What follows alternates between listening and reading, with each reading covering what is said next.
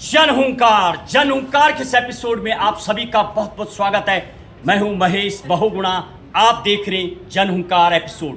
आज के जन हुंकार एपिसोड में सुप्रीम कोर्ट के एक भेदभाव के एक मामले की सुनवाई करते हुए और मुस्लिम महिलाओं के एक समूह द्वारा फाइल एक पीआईएल की सुनवाई करते हुए सुप्रीम कोर्ट ने यूसीसी समान नागरिक संहिता लागू करने पर दी एक खास टिप्पणी।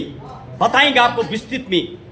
एक केस की सुनवाई करते हुए 3 जजों के बेंच और पीठासीन ने क्या कहा और क्या है यूसीसी, देंगे इस पे विस्तृत जानकारी जन हुंकार एपिसोड में। यदि आप भारत की बात करेंगे तो 1962 में गोवा में भी हालांकि यूसीसी आंशिक तौर पर जारी है और भारत का पहला वो राज्य उत्तराखंड प्रदेश जहां पर यूसीसी लागू है। और बताएंगे इसको विस्तृत अपने एपिसोड में। क्या वास्तविक लिव इन जैसे रिलेशंस जो लगातार देखने को मिल रहे केस में, क्या ये भी एक कारण हो सकता है यूसीसी का? और यदि इस केस की बात की जाए जो सुप्रीम कोर्ट के 3 जजों की पीठासीन ने खास तौर पर मुस्लिम महिलाओं के इस केस की सुनवाई करते हुए ये तो निश्चित माना कि शायद अब समय आ गया है जब पूरे देश में यूसीसी लागू की जा सकती है। महिलाओं को लेकर के खास तौर पर एक मुस्लिम महिलाओं, यदि आप भारत के संविधान का अध्ययन करेंगे तो धारा 44 DPSP directive principle of state policy राज्य के नीति निदेशक तत्व में साफ ये लिखा गया था। संविधान निर्माता शायद उस दिन इस पर भी उनके द्वारा विचार किया गया, क्या देश में एक कानून लागू करना चाहिए। उस समय की गति की परिस्थिति को देखते हुए हिंदू, मुस्लिम, सिख, ईसाई अलग अलग 1937 में जो मैरिज एक्ट का कानून बना हुआ जो आज भी देश में चल रहा है। हालांकि सुप्रीम कोर्ट ने क्या कहा, पूरे इस केस की सुनवाई करते हुए ये भी माना मुस्लिम महिलाओं ने एक पुरुष पर एक महिला और एक शादी की बातें की है और ये शायद संभव नहीं है जब तक यूसीसी लागू नहीं हो जाता। भारत का संविधान आर्टिकल 44 राज्यों को इस साफ कहता है कि आप इस पर ये सरकारें, केंद्र सरकार, स्थानीय सरकार, राज्य सरकार मिल करके इस पर एक संयुक्त डिसीजन ले सकता ही है, जैसे कि उत्तराखंड में लागू है। शायद आने वाले दिनों में गुजरात राज्य में भी ऐसा देखा जा सकता है, अनेक राज्यों में, और इसके अलावा आसाम में भी इस पर चर्चा जारी है। फिलहाल यदि इस बेंच की बात की जाए तो सुप्रीम कोर्ट ने साफ ये अपनी उस कभी कभी सुप्रीम कोर्ट कई रूपों में केसों की सुनवाई करता है, जैसे कि सुओ मोटो का मतलब होता है जब कभी कोर्ट बिना केस फाइल के किसी बात पर संज्ञान लेता है उसको सुओ मोटो कहा जाता है। और आफ्टर डिक्टम जब कभी केस की सुनवाई करते करते सुप्रीम कोर्ट जब कभी न्यायिक टिप्पणी देता है उसको आफ्टर डिक्टम कहा जाता है। और इसी के रूप में सुप्रीम कोर्ट ने मुस्लिम महिलाओं के मांगे गए अपने हक और उनके साथ जो भेदभाव हो रहा है, शरीयत एक्ट का आप जब अध्ययन करेंगे उसमें साफ तलाक की बातें की जाए या लड़की को हक की बातें की जाए। भारत में 2006-7 में बने कानून में लड़की को पूरा हक होता है 50% प्रॉपर्टी देने का, खासतौर पर यूसीसी जहां लागू है। उसके अलावा वैसे भी हिंदू मैरिज एक्ट में साफ कानून में लिखा हुआ, लेकिन शरीयत कानून की यदि बात करेंगे मुस्लिम जो एक्ट है उसमें ऐसा अभी कोई प्रावधान नहीं आता है।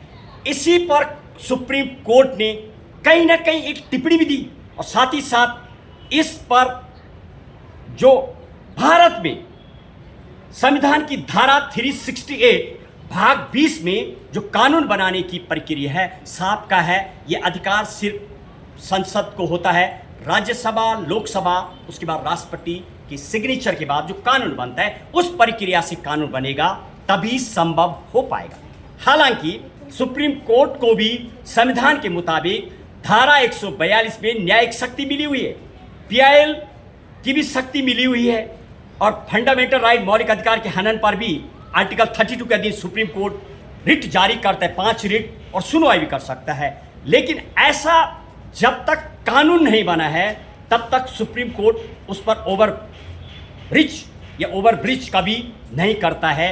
और तीनों जजों ने अपनी अपनी बात को यहाँ पर रखा, यूसीसी को सख्त बताया, महिलाओं के साथ खास तौर पर मुस्लिम महिलाओं के साथ जो भेदभाव और अत्याचारी अभी भी देखने को मिल रही है उस पर चिंतन और मनन करने के लिए फिर समीक्षा करने को कहा गया है। और ये बॉल अब उठा के सुप्रीम कोर्ट ने सरकार के पाले में डाल दी है। तो क्या वास्तविक ही अभी जो सरकार है वर्तमान में राज्यसभा लोकसभा से क्या ऐसे बिल पर कभी चिंतन होगा या संसद भवन में इसी तरीके से लगातार गतिरोध देखने को मिलेगा? क्या महिलाओं को लेकर बराबर सरकार जिस तरीके से बातें कर, हालांकि पूर्व की बात करेंगे जब से बीजेपी आए 2014 के बाद, तो कहीं ना कहीं शरीयत कानून पर बार बार कुछ परिवर्तन की बातें तो की गई है, काफ़ी कुछ परिवर्तन भी हुआ है, लेकिन अभी भी मुस्लिम महिलाओं के इस पीआईएल की सुनवाई करते हुए अदालत ने, सुप्रीम कोर्ट ने अपने फैसले में कानून बनाने को लेकर के लगातार इंडिकेशन दिया है। तो देखना यह है, क्या सोचते हैं आप, क्या होना चाहिए? नहीं बताएंगे आप? क्या पूरे भारत में यूसीसी लागू संभव है? होना चाहिए? नहीं बताएंगे आप? फैसला आपका। क्या इससे वास्तविक ही कहीं ऐसा भी सुप्रीम कोर्ट ने कहा 1937 में जो शरीयत एक्ट बना हुआ, यदि वहाँ पर कुछ और प्रावधान भी करना होगा, वो बातें लिखनी होगी, तभी जाके न्याय कहा जा सकता है, वो जगह खाली नहीं हो सकती। देखिए जनहुंकार एपिसोड में, और 4 सप्ताह का जो सुप्रीम कोर्ट ने समय दिया है, क्या वास्तविक इस पर दोबारा सुनवाई में फिर सुप्रीम कोर्ट क्या एक बार फिर यूसीसी लागू करने की बातें कहेंगे? हालांकि संविधान में धारा 44 में राज्यों और सरकारों को इस पर विचार करने के लिए जब से देश आज़ाद हुआ है तब से संविधान में बातें लिखी हुई है। बहरहाल देखना यह है कब इस तरीके से यूसीसी लागू होगा, समान नागरिक संहिता से वास्तविक महिलाओं को जो न्याय मिलता है क्या मिल पाएगा? बताएंगे आप, फैसला आपका। बस आज के जनहुंकार एपिसोड में इतना ही। कीजिए इंतजार अगले एपिसोड का। जय हिंद, जय भारत।